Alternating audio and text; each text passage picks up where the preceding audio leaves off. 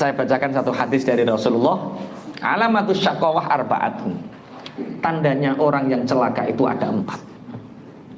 Ini tandanya orang yang celaka itu ada 4. Kalau kita tidak orang lain sajalah. Kalau ada orang punya 4 alamat ini, berarti dia celaka. Apa itu? Nisyanud dzunubi al-madiyah wa hiya indallahi mahfudhah.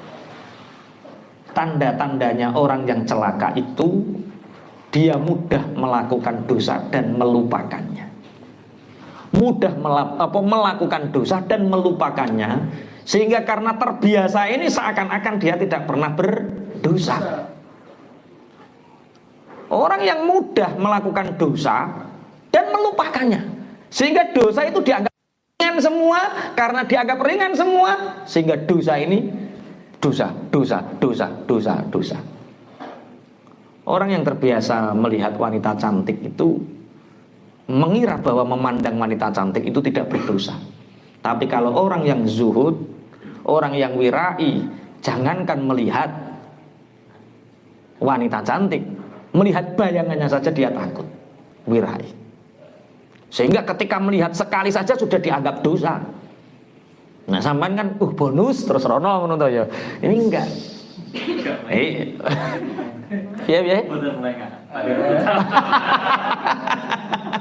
Ya ora usah melengah. Nek wong syariat kan ketemu pertama berarti bonus. Nek melengah wis dosa. Orang yang wirai tidak. Orang yang wirai aduh ngerusak hati. Oke, jadi yang pertama apa? Candanya orang celaka, terbiasa melakukan dosa dan melupakannya, padahal dosa itu dicatat rapi dan besok di akhirat akan dimunculkan kembali. Masya Allah, iso selamat apa ora wae iki. Kemudian wa dzikrul hasanati al-madiyah, dan dia selalu ingat kebaikan-kebaikan yang dia lakukan, sehingga seakan-akan kebaikannya banyak. Nyumbang pondok 1 juta itu sudah 2 tahun yang lalu. Iling. Makanya ulama-ulama sufi itu, kamu tahu tandanya amalmu diterima apa? Ketika kamu sudah melupakannya. Mulane orang-orang ahli tarekat ada yang salah paham dengan mursyidnya.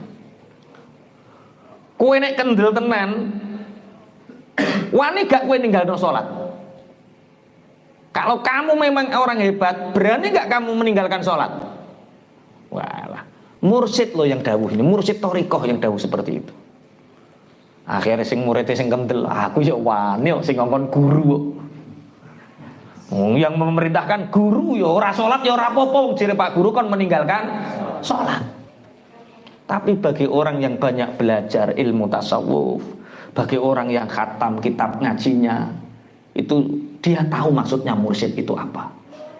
Kalau kita sholat, anggap kita belum pernah melakukannya, sehingga seakan-akan kita belum pernah sholat, sehingga kita semangat untuk terus sholat, sehingga kita lupa sholat yang kemarin. Itu orang yang berani meninggalkan sholat. Maksudnya meninggalkan sholat adalah tidak mengingat sholat itu pernah kita lakukan. Sampai yang harus pernah sholat tahajud, alah yo, wis tahu. Sholat qiblah ya, wis tahu. Duha wis tahu. Jadi tandanya amal kita diterima itu ketika kita tidak ingat amalan yang kita lakukan itu. Jadi begini loh, kita ngaji ini kan amal soleh. Iki wis dilaporno malaikat, ret.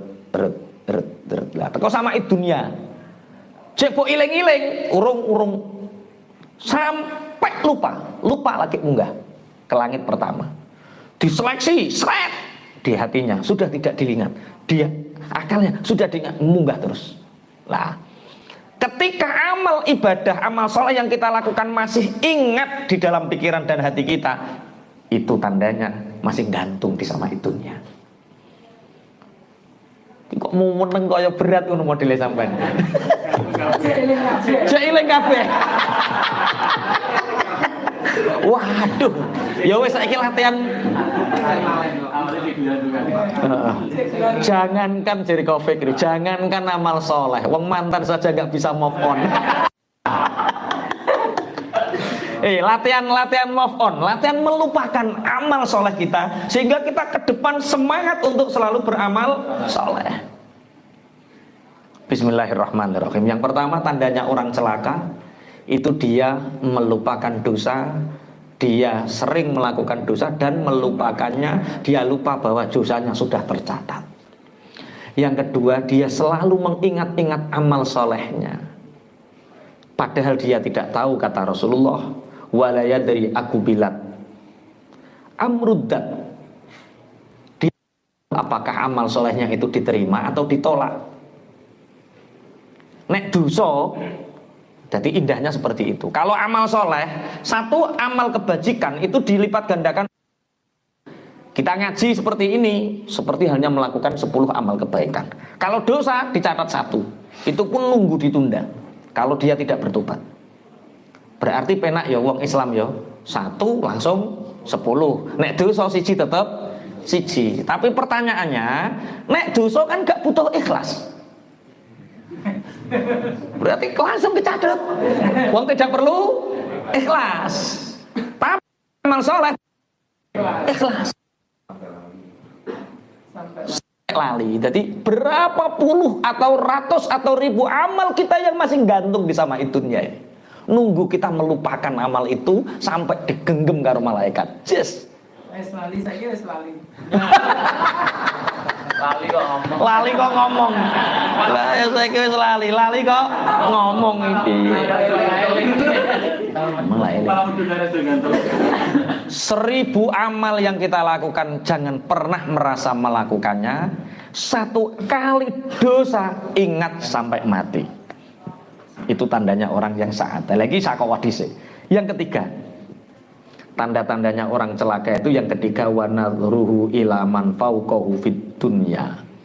Kalau urusan dunia dia kelenggak. Kalau urusan dunia dia selalu melihat orang yang di atasnya. Motore sampean beat, tetangganya vario, harus vario. Harus vario. Sampai kemerungsung, begini sampai nyipi-nyipi numpak vario. Rumah tanggane ditingkat. Aku ya kudu iso ningkat. Sampai nyipi-nyipi manggon omah tingkat. Bareng sampean tuku vario, tanggane tuku mobil. Mobil larang-larang Xenia dhisik. Bareng sampean cenut kok aku lagi tuku vario anyar kok kudu tuku Xenia. Aku kudu tuku sak dhuwure. Iki umpama sampean sing wedok ngene terus sampean dadi bojone iki kira-kira kuru apa ora ya? Insyaallah. Wa nadhruhu ila man fauqahu fid dunya. Melihat urusan dunia kepada orang yang ada di atasnya. Walam yardo bil kismah, sehingga orang seperti ini dia tidak ridho dengan bagian hidupnya. Kemerungsung bahasa Jawa nih, bahasa Indonesia ini gak ngerti aku. Kemerungsung, serba terus kurang, sehingga orang yang kemerungsung serba kurang ini tidak pernah bisa menikmati hidup. Karena dia selalu ngitung jumlah kekayaan orang, jumlah kenikmatan orang, sehingga dia lupa kenikmatannya sendiri. Piye to Pak wau gitu lho, piye kok tambah kedonyan? Lah piye? Lah genyo inovane saiki ya wis ganti anyar. Lah genyo sawahe tambah 3 kedok, lah genyo terus dicateti. Bojone sitok, bojone. Enggak artine dia kok pinter, kok iso ngitung bandane wong liya, terus ayeme sok apa? Ya hitung ya harta kita sendiri, alhamdulillah. Alhamdulillah dihitung dhewe, alhamdulillah dihitung dhewe. Aja tambah ngenes, syukur. Mbok hitung tambah ngenes. Lah mboten ngenes pripun to Pak? Wong rekeninge mau eneng 10.000, nole tambahi dhewe. Ora ono bedane, enggak ada bedanya nol yang disahkan BRI sama mbok tambahi dhewe, gak ono bedane nol. Wasi terus lho akeh lho. Nikmati hidup itu, nikmati. Satu tandanya orang yang celaka melupakan dosa, mudah melakukan dosa dan melupakan. Dia lupa bahwa dosa itu sudah dicatat. Yang kedua, selalu mengingat amal soleh, amal kebaikan, sedangkan dia tidak tahu amal solehnya itu diterima atau tidak. Yang ketiga, kemerungsung urusan dunia, selalu melihat orang yang di atasnya. Ada yang bisa mencontohkan melihat orang yang di atasnya itu? Piye Pak Ikram? Contohnya wong delok wong sak dhuwuri terus piye? Terlalu kurir amal. Oh, panjang angan-angan. Heeh. Seakan-akan selalu ingin melebihi dia. Oh lah, iku wis loro tenan ya wong ngono. Oh. Tulul amal, panjang angan-angan, muluk cita-cita, sehingga dia tidak pernah selesai dengan dirinya. Yang keempat, wa nadhruhu ila man tunahu fiddini, dan melihat urusan agama kepada orang yang ada di bawahnya. Masya Allah, kowe ngono ki nek salat yo jangkep to, jamaah gak. Alah, kono jangkep. Aku ora patek jangkep ya ora apa-apa. Lah kowe ora jangkep piye? Baturku tambah nemen. Mok sitok sedina. Maghrib tok lah ya wong urusan agama kok ndelok wong sak sore. Berapa kali saya selalu membahas tentang fadilah jamaah, tapi orang-orang yang tidak jamaah merasa tersakiti. Kaya pangeran wae. Lah ya wong aku maca hadise Kanjeng Nabi. Kok tambah DE ku ora ngandel karo hadise Nabi ku piye? Supaya benerno DE. Kita ditakdirkan oleh Allah bisa sholat, itu sudah luar biasa. Ya luar biasa, tapi apa ngono terus? Ngaji ku mbok sing tertib. Ya saiki iso salat ping pisan, sesuk ping pindho, ping 5. Ping 5 ora jamaah nambahi jamaah, ada urut-urutannya. Jangan kok ngene iki iso salat wis untungan. Seumpami jamaah di rumah sama istri gimana Pak? Rokan. Kok ana wong lanang salat jamaah ning jero omah rokan. Laki-laki itu jamaahnya di masjid, di musola, banyak orang syiar. Pakai rok. Gak paham. Lah yo takon rokan itu maksudnya tak rok kok tambah rokokan. Rokan itu kalau laki-laki sholatnya di rumah sama istri jangan pakai sarung, pakai daster. Karena yang sunnah sholat di rumah itu perempuan. Bukunya pakai jinjo.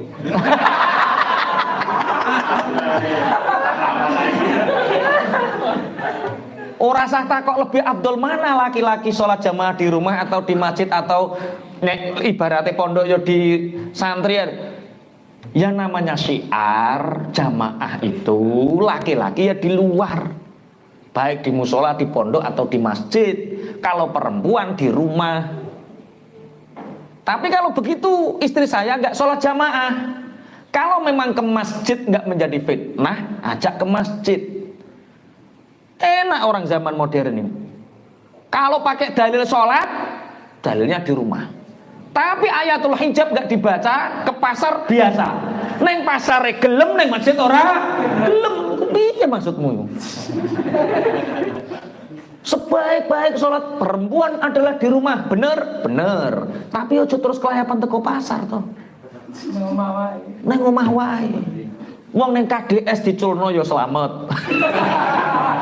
Di Bravo diculno ya selamat. Mau sampai keculno ning masjid kok ora selamat? Kan enggak fair tuh sekarang. Bahas to aneh ya pene. Kok to wae sing mbok bahas iku. Panggilane Gusti Allah yang sejati lu tekani. Pun alamatnya orang celaka dalam urusan dunia dia melihat orang di atasnya, dalam urusan akhirat agama dia melihat orang di bawahnya. Lu wong bu awake aja iso salat, tanggane ora salat kok. Lu wong bu awake gak salat cek baturan kiai. Lah kae wis ora salat ora baturan kiai. Terus piye? Makanya kalau urusan akhirat kita melihat orang di atasnya, ini tandanya orang celaka. Terus Rasulullah didhawuh, Tapi ngeten. Lanjutannya hadis wa nadruhu ila man tunau fiddini yaqulullahu aradtuhu wa lam yuridni fataraktuhu. Kalau urusan akhirat agama dia melihat orang di bawahnya, kemudian Allah mengatakan, aku mengharapkanmu, aku ingin menolongmu. Dari mana aku ingin menolongku? Kata Allah, dari Allah mencegahmu mendapatkan dunia, sehingga engkau tidak sibukkan dengan dunia, agar engkau taat kepadaku. Ada orang yang sibuk dunia, akhirnya tidak sakit. Dari sakitnya dia bisa taat kepada Allah. Ada orang yang sulit mencari pekerjaan, sehingga dalam kesulitannya itu dia tidak disibukkan oleh dunia, sehingga dia nyembah sama Allah, taat sama Allah. Mestinya seperti itu. Justru ketika aku beri kesulitan kepadamu, aku mengharapkan kamu datang kepadaku, kata Allah, tapi kamu menjauh. Aku beri kamu sakit agar kamu mendekat kepadaku, kamu menjauh. Aku cegah kamu dari dunia, kamu menjauh. Karena kamu sudah tidak mengharapkan aku lagi, fataraktuhu, maka aku meninggalkannya. Dan orang yang paling celaka itu orang yang sudah ditinggalkan Allah. Kita boleh kehilangan apapun, tapi jangan sekali-kali kita kehilangan Allah. Dunia pasti meninggalkan kita, anak istri pasti meninggalkan kita, santri pasti meninggalkan kita. Yang tidak meninggalkan kita hanya Allah. Saiki bahas wa alamatus sa'adah. Tanda-tandanya orang yang beruntung itu arbaatun, ada 4. Zikrul dzunubi al-madiyah bin nadmi wal istighfar. Yang pertama adalah mengingat dosa yang kita lakukan dengan penyesalan dan istighfar. Astagfirullah. Ketika kita beristighfar, ingat dosa kita. Astagfirullah. Makanya dalam bahasa-bahasa yang lain, tandanya orang yang celaka itu jumudul ain. Apa jumudul ain? Jumudul ain itu mata yang tidak pernah menangis. Jadi sing angel nangisnya zikir ora nangis, roh wong susah ora nangis, hati-hati. Itu jangan-jangan hati kita yang keras, mata kita yang jumud, sehingga hati tidak mudah tersentuh untuk menangis. Jumudul ain. Bismillahirrahmanirrahim. Yang pertama apa tadi? Tandanya orang yang beruntung yaitu mengingat dosa dengan penyesalan dan istighfar. Kemudian wanisyanul hasanatil madiyah. Yang kedua adalah melupakan kebaikan-kebaikan yang pernah dilakukannya. Melakukan kebaikan-kebaikan sehingga ka'annaha lam taqo' minhu. Seakan-akan kita tidak pernah melakukannya. Li'annaha la takhlu minal ilali, karena kebaikan yang kita lakukan tidak pernah lepas dari salah. Pak Wiwit sudah sholat? Belum. Loh, sudah masuk waktunya. Saya belum merasa melakukan sholat, karena di sholatku itu banyak kesalahan, sehingga aku akan semangat untuk terus melakukan sholat. Ora kok alah timbang sholat rati terima rasa pisan. Celaka itu. Orang yang celaka. Orang yang beruntung itu orang yang tidak pernah merasa melakukan kebaikan, sehingga dia akan terus jadi membandingkan antara dosa dengan kebaikan kok akeh dosane, sehingga kita akan punya ghirah, semangat untuk terus melakukan kebaikan. Lah nek neng wong merasa ganjarane akeh kan alah wis akeh. Sehingga orang itu malas untuk berbuat baik. Yang ketiga yaitu wa nadruhu ila man tunau fid dunya, melihat orang yang ada di bawahnya dari urusan dunia. Fa yashkurullah taala ala ni'amih, sehingga dia bisa bersyukur kepada Allah. Yang bisa beli mobil Xenia, alhamdulillah Bu ya, kita sudah punya mobil Xenia. Tetangga kita lo baru punya NMAX. Yang punya NMAX, alhamdulillah, dari jualan es kita punya NMAX Bu. Itu tangga sebelah baru punya Scoopy yo. Yang punya Scoopy, alhamdulillah, tetangga kita baru punya Beat. Yang punya Beat, alhamdulillah, tetangga kita masih punya Supra X. Supra X, alhamdulillah, kita sudah Supra X Bu ya. Tetangga kita itu L2 Super. L2 Super menangi ya lulak Super itu. Yang lulak-lulak super, alhamdulillah Bu, kita sudah punya L2 super. Tetangga kita itu baru BMX, sepeda ontel. Yang sepeda on Polygon BMX, alhamdulillah kita masih bisa naik sepeda. Lah kae neng di melaku. Sing melaku alhamdulillah kita sudah bisa jalan kaki. Lah kae sugih tapi setruk. Nah, sing setruk alhamdulillah aku cek iso zikir, mulut masih bisa berzikir, salat masih bisa. Lah pinggir kae apa Pak? Mati. Kita masih hidup. Nah, itu orang yang beruntung. Karena dia akan selalu bersyukur. Maka kata Imam Ghazali, sesekali pergilah kita ke rumah sakit, sesekali, untuk melihat betapa pentingnya sehat. Untuk sesekali melihat orang sakit sehingga kita bersyukur, alhamdulillah kita diberi sehat, sehingga kita bersyukur sesekali. Sesekali tengoklah anak-anak yang ada di bawah hutan. Sesekali berkunjunglah ke tempat-tempat yang kumuh, yang di situ banyak orang miskin, sehingga Anda tahu betapa bernilainya hidup panjenengan. Mulane kula sering nek ngobrol karo kanca-kanca mangan enak. Ngene iki sampean eling sapa Cak Win? Ngene iki eling anak kula. Mangan iwak merkungkung eling anak kula. Nek aku gak Cak Win apa? Ingat anak-anak yang ada di bawah kolong jembatan. Sesekali ngono le. Delok langsung daerah-daerah, Masya Allah, agar kita bisa bersyukur. Kalau tidak seperti itu, sulit orang itu bersyukur. Dia akan selalu kurang terus. Bismillahirrahmanirrahim. Yang keempat, wa nadhruhu ila man fawqahu fiddin, dan melihat kepada orang yang di atasnya di dalam urusan agama. Berkunjung ke ulama, melihat para santri. Sesekali ikutlah di sini Pondok Ramadan 2 hari 2 malam, mengkhatamkan 1 kitab biar tahu apa tuh kegiatannya santri. Buar melok Pondok Ramadan rong dino ngeblak anake mondok diseneni ya. Masya Allah ngantuk Pak Yai. Lah santri bendino ngono kok ngantuk piye? Melihat orang yang agamanya di atas agar kita lebih bisa meniru mereka. Kae kuat masa aku ora kuat. Bismillahirrahmanirrahim. Ini 4 tanda orang yang celaka dan 4 tanda orang yang beruntun. Faminhum syaqiyyu wa sa'id. Di antara mereka nanti di akhirat ada orang yang celaka, ada orang yang beruntung. Fa'am nashaku fa finnari lahum fiha zafirun wa syahiq.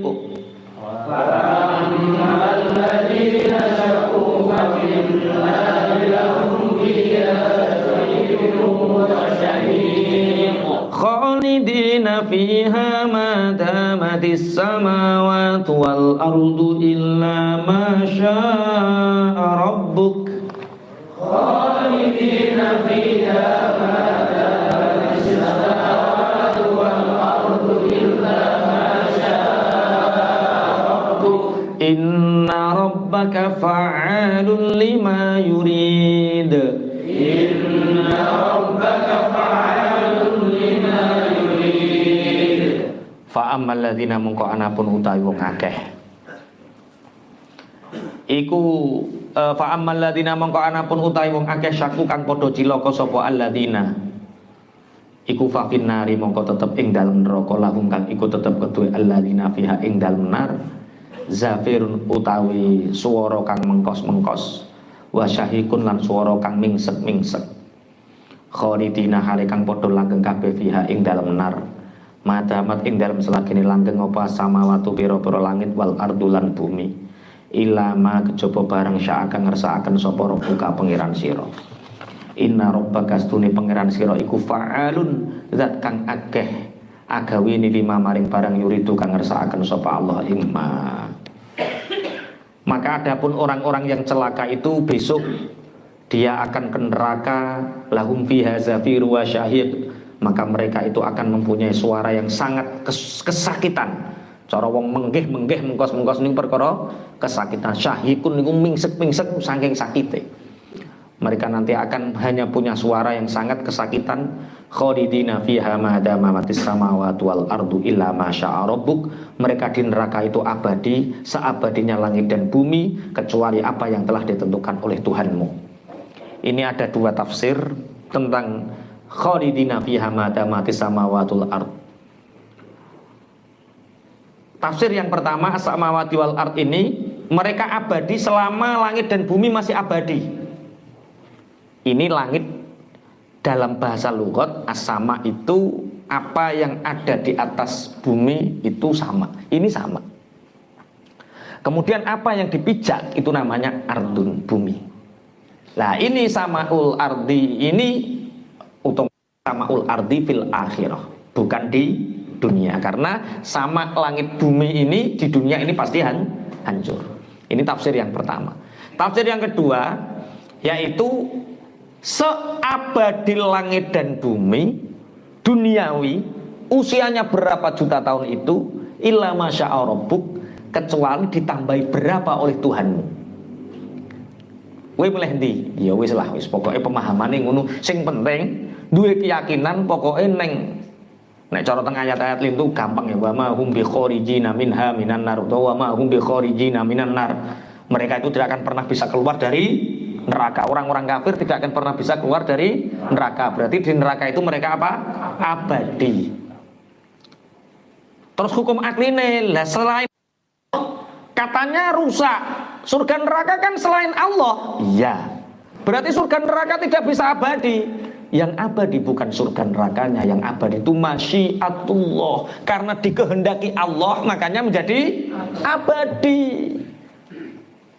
Karena Allah toh, wong sing dikehendaki, sing menghendaki abadi siapa? Allah. Inna rabbaka fa'alul lima yurid. Sungguh Tuhanmu itu banyak melakukan apa yang Allah kehendaki. Jadi kita melihat orang-orang yang celaka ini. Orang yang celaka itu gampangannya kalau orang kafir ya jelas. Kalau orang mukmin berarti orang yang celaka itu orang mukmin yang mati dalam keadaan su'ul khotimah. Contohnya banyak seperti Barsiso. Barsiso orang yang ahli ibadah tapi dia matinya su'ul khotimah karena dia punya kebanggaan terhadap amaliyahnya. Dia bangga dengan zikirnya, dia bangga dengan taklimnya, dia bangga dengan ibadahnya. Sehingga orang yang punya kebanggaan itu mudah terpedaya. Uang itu nek wis bangga itu gampang terpedaya. Sehingga orang yang terpedaya itu berarti dia membuka satu pintu untuk iblis untuk menggodanya. Makanya sekelas Barsiso pun masih terpedaya. Makanya dulu diceritakan oleh Mansur Ibnu Ammar tahun 225 Hijriah. Itu Mansur menceritakan, Mansur bin Ammar menceritakan, aku punya teman. Yang temanku itu sakit. Kemudian dalam sakitnya itu tak talkin. Kak, nyebut kak la ilaha illallah. Temannya ini la. Tapi ketika mengucapkan yang lain lancar. Tapi ketika menyebut la ilaha illallah terkunci mulut ini. Nangis ini Mansur bin Ammar menceritakan itu nangis. Kak, apa yang terjadi denganmu? Sungguh Mansur, mulutku telah terkunci untuk mengucapkan kalimat itu. Kenapa? Padahal sampan ahli ibadah. Iya. Sampan ahli ngaji. Iya. Sampan ahli silaturahim. Iya. Kenapa mulutmu terkunci untuk menyebutkan kalimat tauhid? Temannya menceritakan, aku melakukan ibadah itu karena ingin riya. Aku berbuat baik itu ketika hanya di hadapan manusia. Ketika kamarku sudah terkunci, maka aku bermaksiat kepada Allah. Aku meminum khamr. Aku melakukan hal-hal yang buruk di mata Allah. Aku bermaksiat kepada Allah ketika sendirian. Tapi ketika bersama orang banyak, aku banyak melakukan kebaikan. Sehingga Allah mengujiku dengan sakit. Sehingga aku memanggil anakku, nak, ambilkan ayah obat. Obat itu sudah tidak mampu mengobatiku lagi. Sehingga aku mengambil Al-Quran dan aku bersumpah atas nama Al-Quran, Ya Allah, bihaqqi hadzal Qur'an wa bihaqqi hadhihi surah Yasin, ya Allah, dengan haknya Al-Qur'an, dengan kebenaran surat Yasin ini, ya Allah, berikan aku kesembuhan. Setelah aku sembuh, maka dalam kesendirianku aku akan bermunajat kepadamu, tidak bermaksiat lagi. Sehingga Allah memberikanku kesembuhan. Tapi penyakitku terulang kembali, yaitu ketika kesendirian aku tidak mampu untuk tidak bermaksiat. Sehingga 2 kali aku sakit, aku bersumpah atas nama Al-Quran. Sampai 3 kali aku sakit, aku bersumpah atas nama Al-Quran. Allah memberikan kesembuhanku yang ketiga kalinya. Ini adalah sakitku yang keempat, dan kemarin aku telah bersumpah atas nama Al-Quran. Allah tidak menyembuhkanku dan mengutuk mulutku untuk menyebut itu. Sehingga Mansur bin Ammar menceritakan temannya ini wajahnya menjadi gelap, tangannya menjadi gelap, gosong, dan dia sangat kesakitan di dalam kematiannya. Sebelum kematian itu dia menceritakan ada sebuah syair, ada satu suara, ketika sakit kamu bertobat, aku menyembuhkanmu. Alangkah keji dan buruknya perbuatanmu ketika engkau menyendiri, engkau durhaka kepadaku. Dalam syair itu, kemudian orang ini, temannya Mansur bin Ammar ini, mati dalam keadaan apa? Su'ul khotimah. Makanya, kenapa kita habis ngaji selalu berdoa, ya Allah biha, ya Allah biha, ya Allah bihusnil khotimah. Karena yang bisa membuat kita husnul khotimah itu pertolongan Allah, bukan amal kita. Yang membuat kita husnul khotimah, pertolongan Allah, bukan amal kita. Makanya selalulah istiqomah berdoa untuk selalu meminta apa? Husnul khotimah. Ya Allah bi husnil khotimah, ya Allah bi husnil khotimah, ya Allah biha, ya Allah biha, ya Allah bi husnil khotimah. Wong kadang-kadang sing wis mati iso suul khotimah, sing wis mati iso husnul khotimah, padahal sudah mati. Nabi Isa itu pernah jalan-jalan, ketemu sama orang itu ngeloni kuburan. Ngeloni kuburan. Ditanya oleh Nabi Isa, apa yang kamu lakukan? Cara bahasanya Dimas, apa yang kamu lakukan di sana? Cara bahasa zaman Debi ya. Apa yang kamu lakukan di sana? Apa yang kamu lakukan? Aku ini pengantin baru beberapa bulan istriku sakit dan meninggal, sehingga aku tidak rela untuk kehilangannya. Apakah kamu sangat bersyukur seandainya istrimu hidup kembali? Sangat bersyukur, sangat bersyukur. Akhirnya Nabi Isa itu, ini mbah perkara saking suwene mbah piye, kum bi idznillah. Bangunlah atas izinnya Allah. Buareng tangiku, kuburane iku benggang, wong lanang awireng glukit gedebuk kaya bar kobong ngono. Asyhadu an la ilaha illallah wa anna Isa ruhullah. Wah, jere wong sing ngeloni kuburane, lho mboten niki bojo kula. Kliru pinggire berarti. Wong sing dikeloni jebule wong ireng gendreng.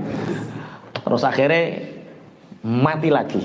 Mati sing asale disiksa hidup, kemudian bersaksi, bersyahadat, wis ora rasane siksa, mati. Berarti mati yang kedua nih husnul khotimah. Bareng pinggire kum bi idznillah. Bangunlah kamu dengan izinnya Allah. Tangi wong wedok, oh wayu kloget oh wayu. Lah niki bojo kula. Ya wis nang gowo mantuk, bawa pulang, Pak. Zaman itu Nabi Isa. Bareng bawa pulang ngobrol, keseren ngobrol, "Dik, aku tak turu Dik ning pangkuanmu Dik ya." "Nggih Mas." Tidur di pangkuan istrinya. Tahu-tahu ada putra mahkota kerajaan lewat, diiringi dengan harta yang banyak, dengan pasukan yang banyak. Memandang dari jauh, Masya Allah, enak yo jadi amat. Permaisuri gak mungkin jadi jariah atau amat. Amat kepemilikannya pangeran dae enak yo. Dilalah karo Gusti Allah, pangeran ini juga tertarik dengan wanita ini. "Apakah engkau tertarik kepadaku untuk mengikuti aku?" kata pangeran ini. "Iya Mas." "Iya." Pangeran, "Tapi kamu sudah bersuami?" "Belum, ini bukan suamiku, ini orang lain." Akhirnya ditumpakno karo pangeran ning jaran, diiringi dengan prajuritnya, tangi-tangi iki kesel ngeloni kuburan pirang-pirang tahun. Tangi di mana istriku? Loh, itu ada apa disusul? Wahai pangeran, itu istriku. Itu istriku, demi Allah itu istriku. Bukan pangeran. Aku itu bukan miliknya, aku bebas, aku milikmu. Wes oyo-oyoan. Akhirnya Nabi Isa lewat. Lah ini saksinya, ini Nabi Isa, Ruhullah, ini saksinya, dia yang menghidupkan kamu dari kematianmu. Tidak, aku tidak merasa. Nabi Isa tolong beri keputusan kepada kami. Nabi Isa berdoa, siapa yang berbohong, dia akan dikembalikan ke asalnya. Mati wong wedok ki. Su'ul khotimah, mengke husnul khotimah bareng matine su'ul khotimah, perkara gendeng karo wong lanang. Mulane hati-hati nek dadi pelakor. Bisa mati dalam keadaan su'ul khotimah. Pun. Wa ammal ladzina su'idu fa fil jannati khalidina fiha ma damatis samawati wal ardu illa ma syaa rabbuk. Wa ammal ladzina su'idu fa fil jannati khalidina fiha ma damatis samawati wal ardu illa ma syaa rabbuk. Ata'an ghaira majzuz. Wa ammal ladzina lan anapun utahe wong akeh suidu kang den paringi kebahagiaan. Jan sapa alladzina iku fil jannati mongko tetep ing dalam swarga khalidina. Hale kang abadi kabeh fiha ing dalam jannah madamah ing dalam selagine langgeng apa as-samawati pira-pira langit wal ardu lan bumi. Illa masya kejaba perkara sya kang ngersakaken sapa buka pangeran sira. Apa an kelawan peparing ora majududin kang ora pegot-pegot. Adapun orang-orang yang beruntung besok mereka akan di surga, yaitu orang yang beriman dan mati dalam keadaan husnul khatimah di surga yang abadi. Apa an ghairu majudud itu adalah pemberian yang tidak akan pernah terputus-putus. Lah, orang yang beruntung itu adalah orang, jadi surga itu tempat yang sangat tinggi. Surga itu tempat yang tinggi, derajat yang tinggi, diberikan kepada orang-orang yang merendahkan hatinya. Orang-orang sombong itu tidak bisa meraih derajat yang tinggi. Orang yang sombong dia akan dihinakan, orang yang sombong dia akan direndahkan. Sedangkan orang yang rendah hati dia akan ditinggikan. Orang yang sujud tempatnya di atas. Orang sing dangak tempatnya di bawah.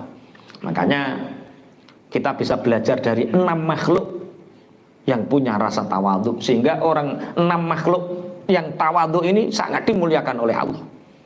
Ada 6 makhluk, yang 6 makhluk ini sangat tawadhu sekali. Yang pertama 6 tawadhu itu adalah gunung judi. Gunung yang siapa? Gunung judi. Gunung judi itu gunung apa? Gunung di mana Allah menyandarkan perahunya Nabi Nuh. Ketika terjadi banjir bandang, itu Allah berfirman kepada semua gunung di dunia ini, siapa di antara kalian yang siap untuk ditempatkan sandaran bagi kapalnya Nabi Nuh? Semua mengacungkan diri dan semua merasa dia yang paling layak dan dia yang paling pantas. Tapi ada satu gunung yang dia tidak bersuara, diluk, dan dia hanya, aku ini siapa? Aku ini tidak pantas untuk ditempati sandaran kapalnya Nabi Nuh yang sangat besar. Akhirnya ketawaduan gunung judi ini dipilih oleh Allah untuk tempat bersandar. Yang kedua adalah Gunung Sinai, Tur Sina. Tur Sina itu apa? Gunung Sina. Ketika Allah berfirman kepada gunung-gunung, aku punya Rasul, punya Nabi yang aku ajak berbicara dengannya.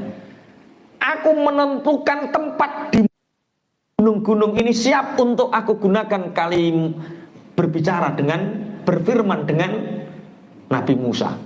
Semua gunung mengajukan diri, aku yang paling pantas, aku yang paling pantas, aku yang paling pantas. Gunung Sinai ini diam. Ketika ditanya oleh Allah, kenapa engkau diam? Kelihatannya aku masih sangat kotor ya Rob. kelihatannya aku sangat tidak mampu ya Rob untuk mendengar firman-firman-Mu, untuk dijadikan tempat di mana Nabi Musa bertemu denganmu. Akhirnya karena ketawaduan Gunung Sinai inilah Allah memilih Tur Sina sebagai tempat di mana Nabi Musa mendapatkan kalimullah. Yang ketiga, ikan nun. Ikan nun itu ikannya siapa? Nabi Yunus. Wa dzannuni idz dzahaba mughadiban. Akhirnya Allah berfirman kepada makhluk yang ada di lautan, ini makhlukku, nabi kekasihku yang bernama Yunus, nanti aku akan simpan di perut ikan. Siapa yang paling layak? Semua menyuarakan, semua ingin, karena ingin mendapatkan muliaan itu. Tapi ikan nun ini ikan yang diam, tidak banyak bergerak, dan dia tidak menawarkan diri saking tawadhu'nya. Akhirnya ikan nun ini dipilih oleh Allah. Yang keempat, lebah, nahl. Apa? Lebah.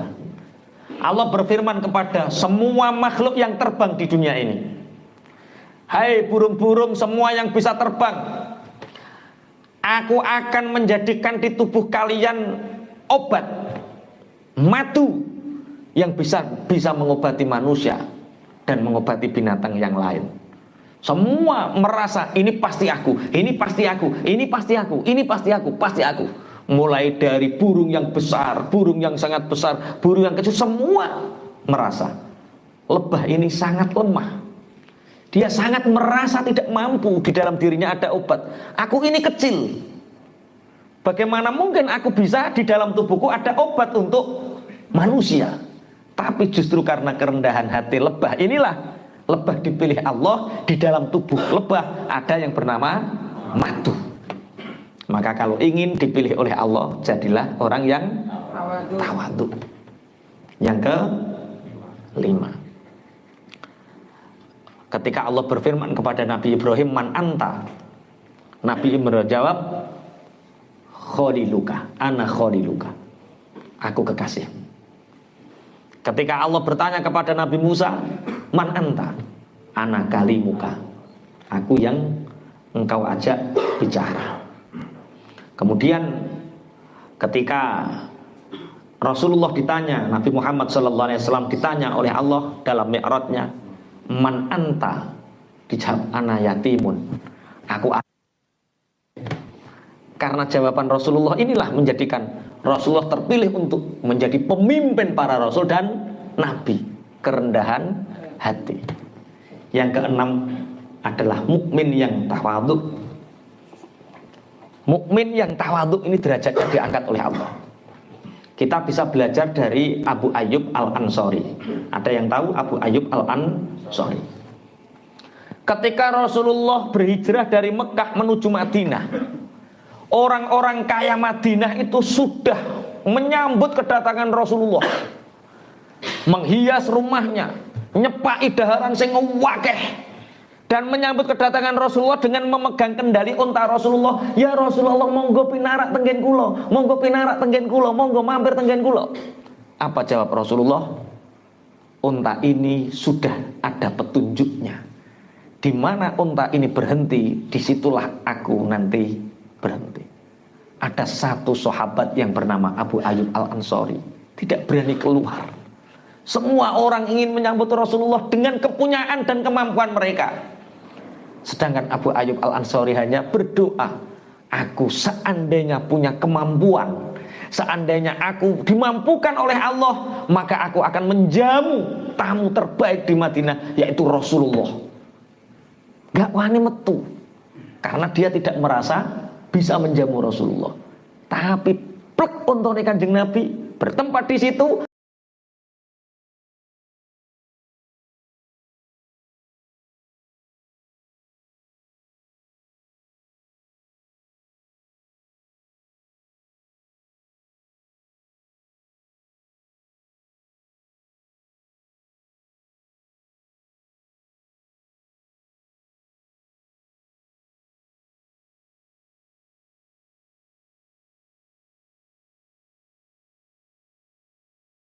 mudah-mudahan apa yang telah disampaikan tadi bisa menambah keimanan kita dan ketakwaan kita kepada Allah Subhanahu wa taala. Assalamualaikum warahmatullahi wabarakatuh.